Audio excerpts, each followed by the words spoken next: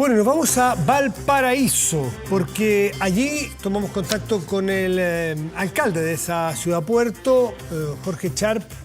Alcalde, buenas noches, gracias por estar con nosotros. Hola Matías, buenas noches, muchas gracias por el contacto. Gracias. Queremos hablar sobre un nuevo movimiento político, pero no quiero abstraerme del tema nacional de hoy, porque creo que nadie está libre, menos usted que es alcalde de un puerto, de uno de los dos puertos más grandes de Chile. Veía hoy día a los fruteros de fruta fresca que dicen que esta paralización les puede hacer daños cuantiosos, graves e irrecuperables. Me imagino que a la situación y a la actividad portuaria también lo va a afectar el paro de los camiones. ¿Usted ha entrado en la conversación, en la discusión y la negociación para solucionar esto? ¿Y cómo ve usted el problema? Bueno, de hecho Matías, justo ayer participé en el lanzamiento de la temporada exportadora de la fruta en el puerto de Valparaíso. Los empresarios de la fruta estaban bien contentos porque piensan que esta puede ser una buena temporada y eso puede evidentemente beneficiar el empleo.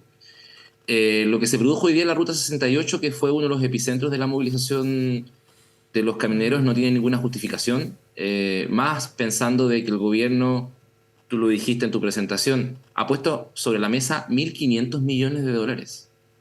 1.500 millones de dólares. Si uno Perdón, hace alcalde, una... ¿cuántos gremios quisieran ser Exacto. beneficiados y ayudados con 1.500 millones de dólares que provienen del erario nacional?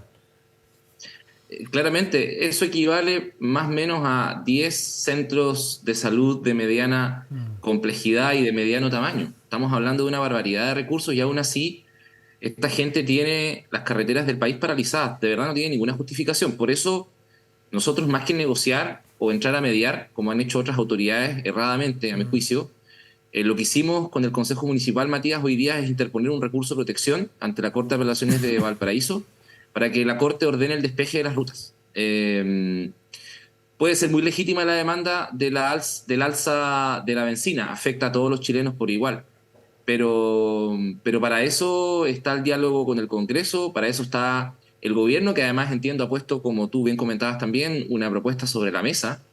Y yo espero que la Corte conozca el recurso mañana y se pueda, en definitiva, instruir a las autoridades que corresponda que tomen las medidas para el despeje de la Ruta 68. Los vecinos de Placilla de Peñuela, que se dirigen todos los días a Valparaíso y viceversa, demoraron 2 horas y un poco más en moverse el día de ayer o el día de hoy. Y además también con todo el daño que les genera a los servicios esenciales, ambulancia, carros policiales, bomberos, recolectores de basura que no pueden circular libremente por las rutas de nuestra ciudad. Entonces, me parece que hay que actuar en este caso con harta claridad respecto a que hay límites que, a mi juicio, más pensando por todo el poder que tienen históricamente estos gremios, hay límites que no se pueden traspasar, porque al final se termina perjudicando a una ciudad entera, 300.000 habitantes, al comercio exterior de Chile y a muchos otros intereses. Claro, uno piensa, por ejemplo, en pequeños agricultores que tienen una parcela y que han invertido lo que tienen en lo que no tienen y se han endeudado hasta la camisa, dicho en buen chileno, para sacar su producción, para que este año, justo en este momento, lo puedan enviar a, qué sé yo, a China o a Europa, donde fuera, para poder seguir funcionando y pagar los salarios el otro mes y poder el otro año y poder invertir y dar vuelta a la máquina de agricultura, que tiene una temporada al año. No son necesariamente grandes transnacionales, ni mucho menos. Hay mucho agricultor pequeño y mediano que se juega el año en una semana, literal, el año. Tal cual, estoy de acuerdo con tu diagnóstico. Y yo creo que esa pregunta y esa reflexión hay que hacerse a los sectores políticos que han salido a prestarle ropa a esta acción. Me refiero hoy día al Partido Republicano, que salió a apoyar esta acción completamente fuera de cualquier límite aceptable, y a diputados y diputadas, particularmente de la derecha, que han apoyado sin una visión crítica a lo que está sucediendo con esta movilización que le está generando un daño a esos actores que tú señalas, a esos actores económicos tan importantes para el país, y también le generan un daño tremendo a la libertad de tránsito de miles de personas, no solo en Valparaíso, sino que en todo Chile. Me parece que hay harto cinismo, porque por un lado se critica cuando el gobierno o cuando se actúa con firmeza frente a ciertos hechos, pero cuando pasan este tipo de cosas que están al borde y derechamente seguramente aquí hay delitos comprometidos, se guarda silencio y se mira para el lado. A mí me parece que el doble estándar de esos sectores políticos, Matías, ha quedado en evidencia con este paro. Yo espero que mañana las rutas estén despejadas. Aquí tiene que haber una sola posición. Alcalde Char, quiero aprovechar bien el tiempo también para conocer de su proyecto de Transformar Chile, usted partido o movimiento por ahora, que me imagino usted sueña con que sea partido. ¿Que se aloje dónde en el espectro político? ¿Que sea parte de qué conglomerado? Porque en política se trata de unir voluntades y no de hacer en un archipiélago, ¿no es cierto? ¿Dónde sueña usted este grupo? En el lugar de la transformación, como dice el nombre del movimiento, Matías. Mira, ¿En qué barrio? quizás suene contraintuitivo. ¿En qué barrio están haciendo las transformaciones? En el barrio de los que están precisamente abajo, de los que aquellos que durante muchos años han sufrido las desigualdades y los abusos. Y no tanto las lógicas clásicas de disputas entre izquierda, derecha y centro, o oposición y gobierno, que muchas veces no le hacen mucho sentido a la gente. Nosotros pensamos que el lugar de la transformación en Chile, básicamente el lugar de construir una alternativa que supere el actual modelo de desarrollo neoliberal, Matías, está vacía. Ese lugar está vacío. Y ese lugar hay que poblarlo con una fuerza política nacional que precisamente construya desde abajo. ¿Y a qué me refiero con el desde abajo? Me refiero que construya junto a los colectivos locales o territoriales, junto a los movimientos sociales, junto a los dirigentes sociales, a las dirigentes feministas, a los dirigentes sindicales, junto también a los pueblos originarios.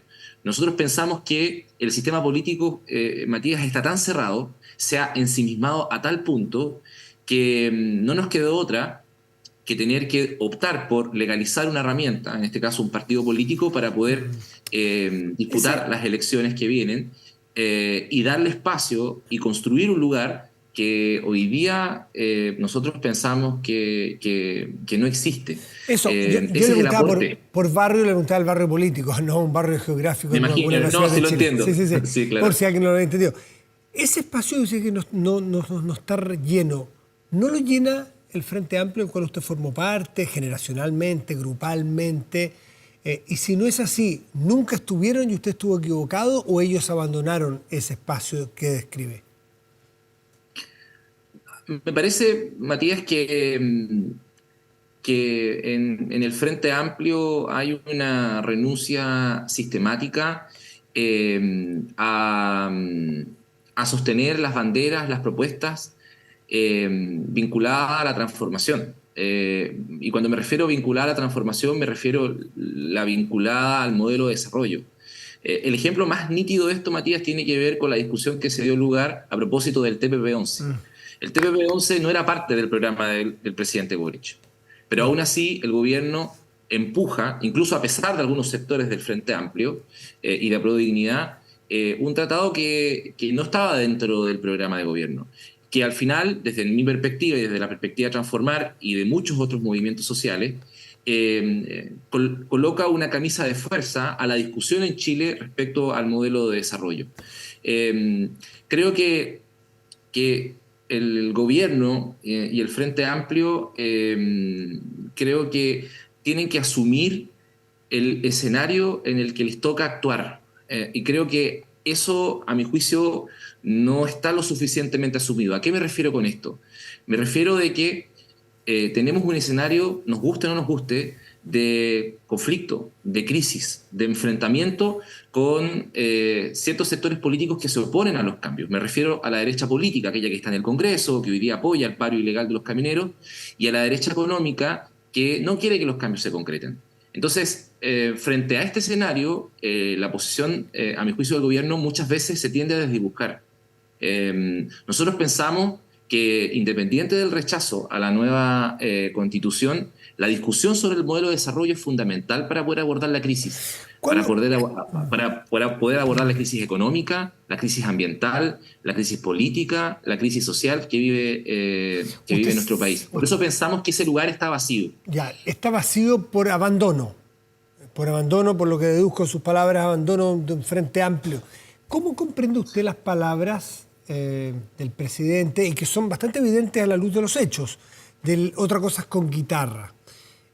Porque hay que gobernar y hay que gobernar con un país con un Congreso dividido, sin mayorías en el Congreso, y alguien dice, bueno, es que no se pueden parapetar en las ideas de la campaña y del programa de gobierno porque entonces los países se inmovilizan y se congelan y hay que sacar adelante los países y de la mejor manera que uno pueda. Pero es una realidad que usted es empático y comprensivo con lo que hace el gobierno en ese sentido.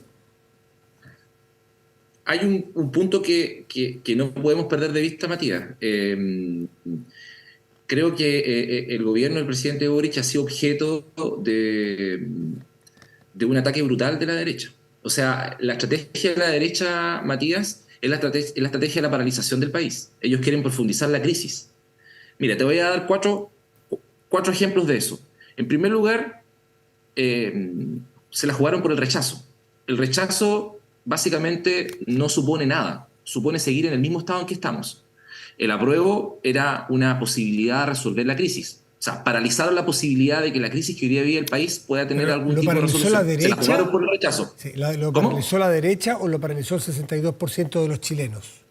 La derecha se la jugó con todo su poder político, económico y mediático por la opción rechazo y efectivamente fue mucho más eficaz para convocar al 62% y a esta cantidad muy grande de personas para votar por esa opción, evidentemente.